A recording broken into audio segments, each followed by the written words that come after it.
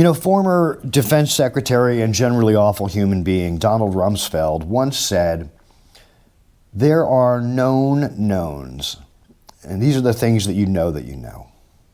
There are known unknowns, which are obviously the things that you know that you don't know.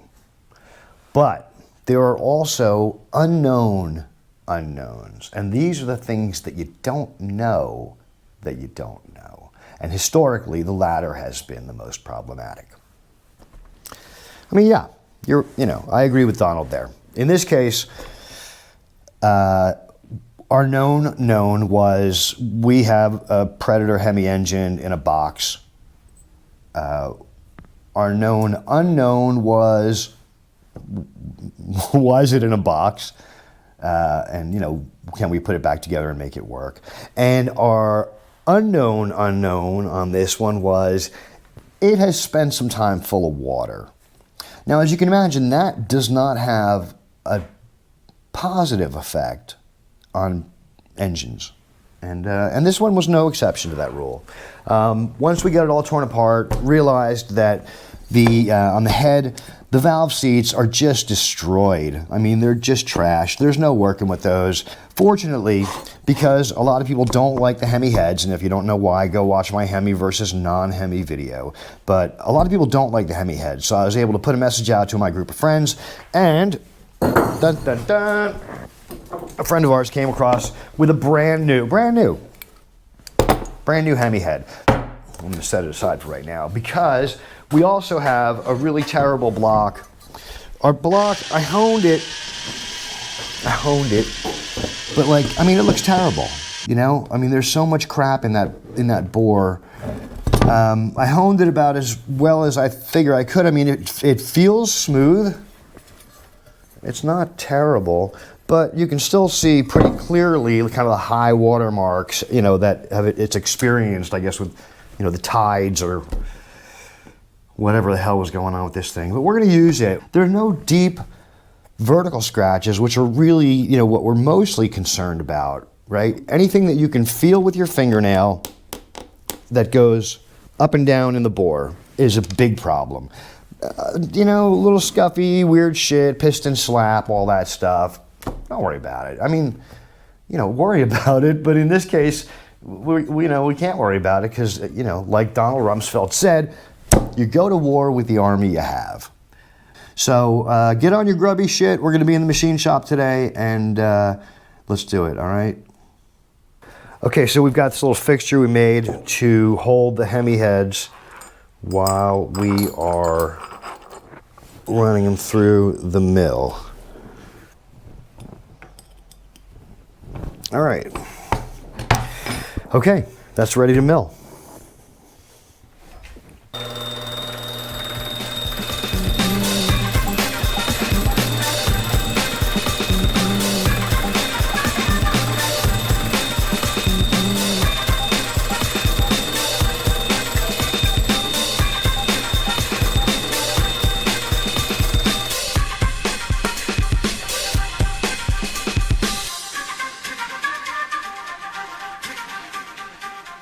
Okay, so we've got one more job left to do, and that is to open up the spring pockets on this head so that we can run heavier valve springs without so much of a chance of it coil binding, okay? We've got this tool, which basically just goes down in and machines it out. Basically, this will widen it, the seat a little bit. We can also deepen the seat, but we're kind of limited in how deep we can actually go. On the exhaust side, you can go about 100 thousandths down deeper before you blow through.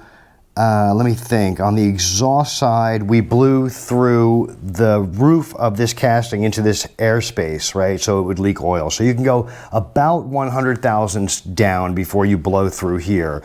On the intake side, you can only go about 40 thousandths down before you blow through the roof of the intake port.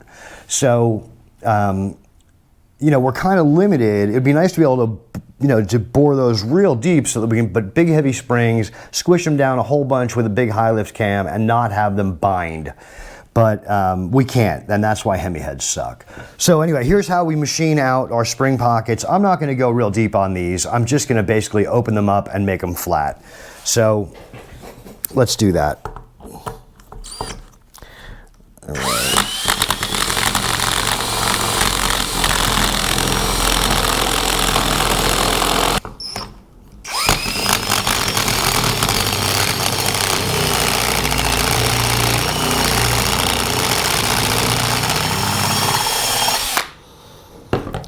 Okay, before we go on, let's answer the musical question, what is quench? Your quench clearance is the distance, the clearance between the flat part of a cylinder head, right, and like this black part of the cylinder head, and the top of the piston when the piston is all the way up as close as it goes to the cylinder head at top dead center. Okay, here's a little diagram. Here's our block, here's our piston in the bore, it goes up and down. Here's our connecting rod, right, it's going up and down. Here's our gasket in between, the green thing. Here's our cylinder head. The flat part of the cylinder head is where we measure from. So we want to measure from the flat part of the cylinder head, not the combustion chamber, to the top of the piston when the piston is as high as it goes, at top dead center, right?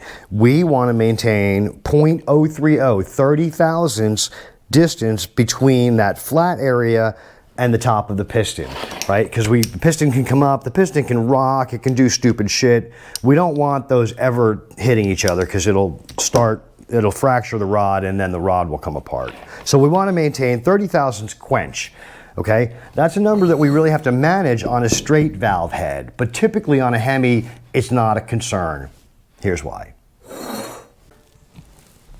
All right, we've milled our head. We took 75 thousandths off the head, and we're going to use a 30 thousandths, roughly, give or take, thinner head gasket as well. So it's kind of the equivalent of taking about 100 thousandths off the head, 105 thousandths. That's going to give us a nice bump in compression, but it's introduced a little problem that we're going to have to deal with. And this is what I'm talking about when I talk about with Hemi heads, you're going to have to do more work. Here's why. Here we go. This is an unmilled Hemi head, okay? And you can see that really there's no quench to worry about.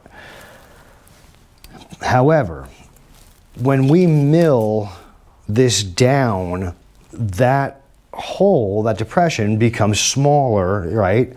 And the result is on our heavily milled Hemi head, here, I'm going to put the pins in just to locate this. On our heavily milled Hemi head, we have the worst of both worlds, which is an enormous combustion chamber, and, as you can see, a pretty substantial quench area to worry about now. All right? So, we are going to have to do something about this quench area. All of this. And I'm going to machine the quench area back.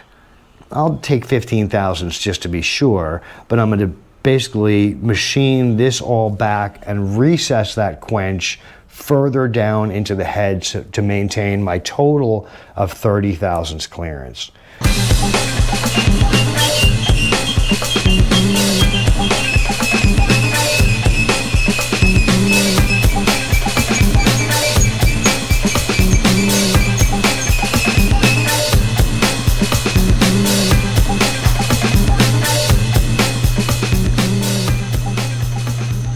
Okay, so that's pretty much all the machine work that we're going to do on the cylinder head. We milled it.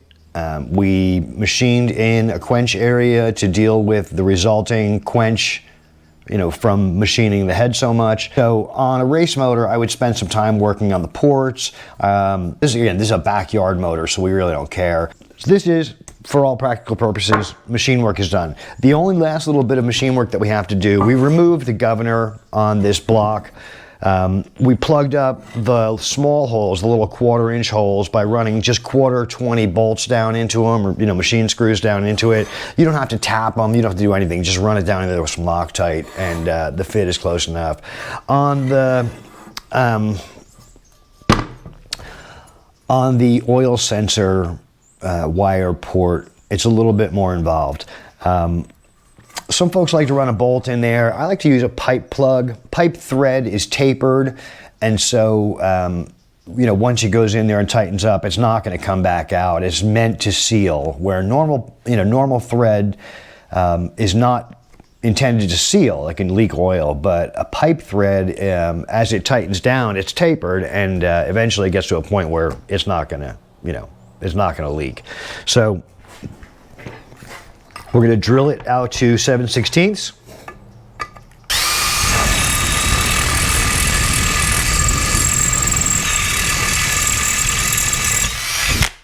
Okay, 1/4 inch pipe thread tap. Get that sucker started in there. Cuts pretty easy because it's just aluminum. All right, and